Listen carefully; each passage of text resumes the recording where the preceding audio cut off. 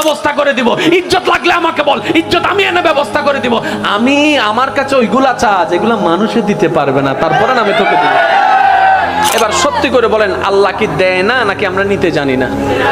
আমি সবার মুখ থেকে শুনতে চাই, আল্লাহ কি আসলেই দেয় না নাকি নিতে জানি না? আচ্ছা, যে আল্লাহকে আপনারা মানেন, এটা ওই আল্লাহ না যেটা ফেরাউনকে দিছিল? যারা দাঁড়ায় আছেন তারা একটু বলেন না, এই আল্লাহ ওইটা না যেটা নমরুদকে দিছিল?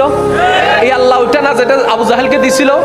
এত বড় বড় বাটফাটদেরকে যদি আল্লাহ দিতে পারে, আপনার মতো মুসলমানকে কেন দিতে পারবে না?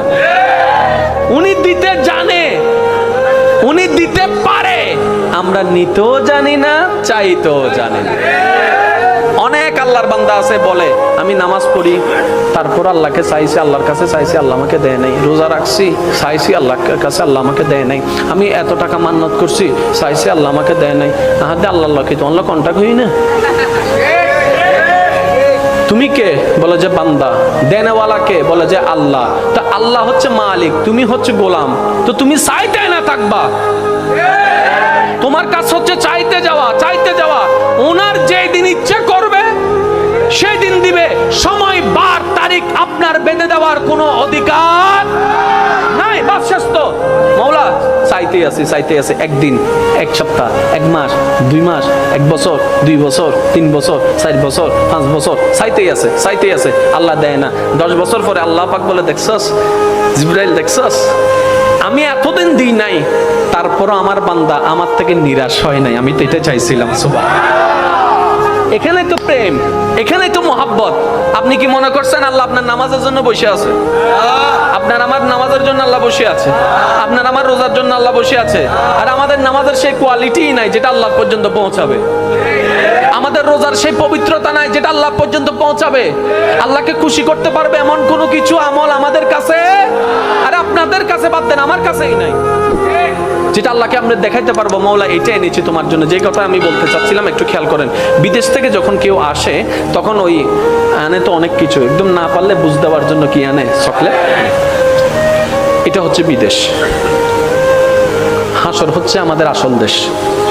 যেদিন আমরা আল্লাহর কাছে ফিরে যাব, সেই দিন যদি আল্লাহ জিজ্ঞেস করে, বান্দা তোকে আমি 50-60 বছর একটা ভিসা দিছিলাম, বান্দা বলবে আল্লাহ দিছিলাম। তোর খাওয়ার দরকার আমি দিছি নাই? দিই নাই? আল্লাহ দিছো।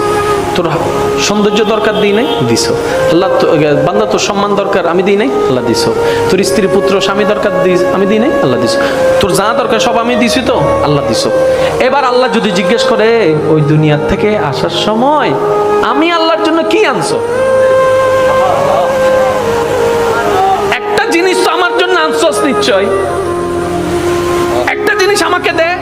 সেদিন আল্লাহকে কোন জিনিসটা দিবেন? নিজেকে প্রশ্ন করেন, উত্তর দেওয়ার দরকার নাই, নিজেকে প্রশ্ন করে দেখেন। দেখেন আপনার ব্রেনে বলছে কিচ্ছু নাই।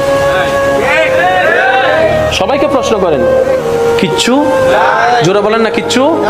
আল্লাহকে যে দিতে পারবো, আল্লাহ আমি এটা আনছি। এখন আমরা সাহস করে নামাজটা দিতে চাচ্ছি, ওই শুক্রবারের 2 রাকাত ওইটা আর কি দিতে চাচ্ছি। আবার মনে মনে লজ্জা, আগে কোনো সুন্নত নাই, পরে কোনো সুন্নত নাই, এটা আবার কেমনে দিই, এটা আবার কেমনে দিই। এবার অনেকে ওয়াক্তিয়া নামাজ দিতে চাচ্ছে, আবার মনে মনে ভয় হচ্ছে, এই নামাজ না সেই নামাজ যেই নামাজের মধ্যে বাজারের হিসাব করেছিলাম, এই নামাজ না সেই নামাজ যেই নামাজের মধ্যে কত কিছু চিন্তা করছিলাম, এই নামাজটা তো আল্লাহকে দেওয়ার মতো কোয়ালিটি নাই। এবার অনেকে বলে যে তাহলে রমজানের রোজাগুলা দিই। এবার রোজা যখন দেওয়া শুরু করলাম, ফজরের নামাজ কজা, জোহরের নামাজ কজা, আসরের নামাজ কজা, রাতভর তারাবি চলছে, আমি আপনি বাইরে বাইরে ট ট ট ট ট ট, এদিকে রোজা, এদিকে বাটপারি, এদিকে রোজা, এদিকে চরিত্রের খারাপ।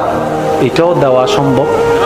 এবার হজের বেলায় যখন আসলো, ওকে হজটা দিব কেমনে? হজ করে এসা একটা প্রোগ্রামে আমাকে দাওয়াত দিয়েছিল, আলহাজ না লেখার কারণে আমি সেই মাহফিলে যাই নাই।